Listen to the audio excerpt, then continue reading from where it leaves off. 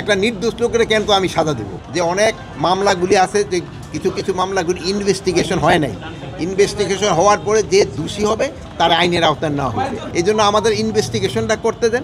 যদি ইনভেস্টিগেশন করার পর যেই দোষী হোক না কেন, কাউরে আইনের বাইরে থাকা হবে না, তারা আমরা অবশ্যই আইনের আওতায় নিয়ে আসবো। যে তারা ওইভাবে প্রমাণিত না হলে তারা আমি কেন একটা নির্দোষ লোকের কেন তো আমি সাজা দেবো? কিন্তু সব ক্ষেত্রে একটা নির্দোষ লোকের আমি কেন সাজা দেব?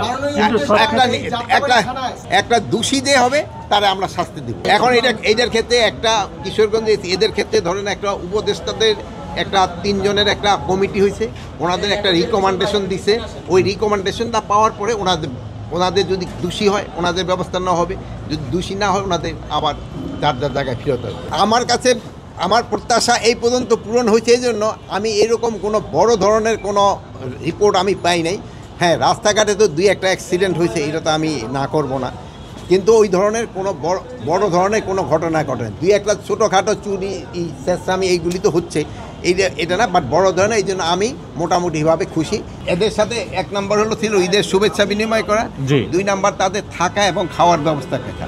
আপনার আমি খাওয়ার এখানে একটুখানি আমার কাছে মনে হলো যে এরা বললো যে দুপুরের যে মেনু রাত্রে একই মেনু, বা 2 ধরনের রেট। এই জন্য আমি তাদের বলছি একটা ইনভেস্টিগেশন করলে একই রেট হয়। আর আমি আরেকটা বলে গেছি, একজন এসআইরে পুরো পার্টিকুলারে ডিউটিতে রাখবে, যিনি এদের খাবারটা তদারকি করবে।